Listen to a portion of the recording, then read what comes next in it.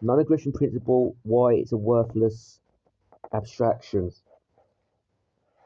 This is going to be a short video explaining my objections to the non-aggression principle and why it's a load of wank. And I'm doing this so I don't have to type this out over and over again. I'll just refer to this video. Okay. All social systems set up by human beings, collective systems, have boundaries.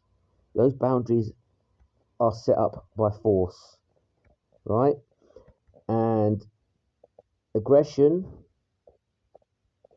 is a term for force with a negative connotation, and it means more offensive force.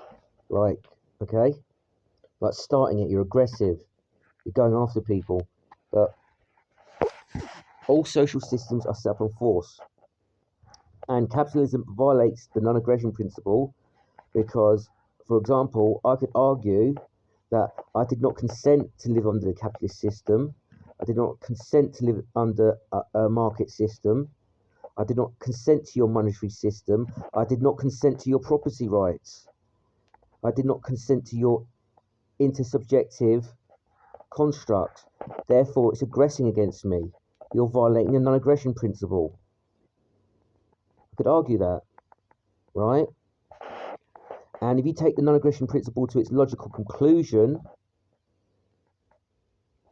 you can't do anything to anyone, right? For example, taken to its very extreme, you could raise your kids and teach them English, because that's your language, and when they grow up, they can go, oh no, I want to learn Mandarin or Cantonese. There's far more people speak them. You aggress against me. You violate my consent. I was too young to consent. You aggress against me. It sounds absurd, but that's taking it to its logical conclusion, right? Not everything can be consensual. You're born into society and you're forced to conform to its rules on a practical level. It has to be that way. That's reality. Non-aggression principle appeals to privileged upper class males, I've noticed. Like young privileged males who come into money. It's not always that way. There's like dumb lower class males who are useful idiots for capitalist propaganda and fake capitalist ideologies that are not organic, okay, come from think tanks and all that. But yeah, men love this stuff who have got privilege because they like the social system that they currently live under, and they want to remove the negative connotations with the force behind their system and calling anything that counters it, that counts their intersubjective ideological beliefs. They want to call anything that counters that aggression, right? So it's like setting up a niche and calling it moral and good, right? And calling anything that challenges it bad, aggression. Don't violate my ideas. Don't violate my intersubjective ideas. This is my niche. So they basically get to decide something that their force is good and their shit don't stink, but yours does. It's very manipulative and it's very dishonest. Complete waste of time. I'm not going to tolerate ANCAPs too much, right? I might tolerate you trying to argue your ideas a little bit, but as soon as you start getting silly, you're gone. So, and I want to finish up on one thing as well. The person I banned, I did a community post about this.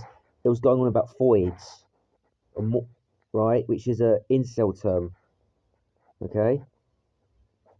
Right, and I mean ideological incel term, not not sexist male term, but an ideological incel term, right? And I'm practicing discourse hygiene because I don't want my space banned, and I don't want to attract kooky people to my space.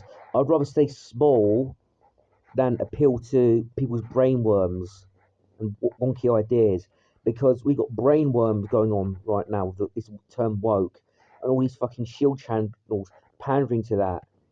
And it's a brain worm, a brain virus that's spreading, and it won't fucking die. It's one of the worst ones ever. The term woke has been the greatest ally of the feminist movement to ever exist, right? And I'm going to explain why in a video when I get my PC back, all right? Because this is a very deep subject. It's a very important one. But anyway, I'm digressing into something else here. Over and out.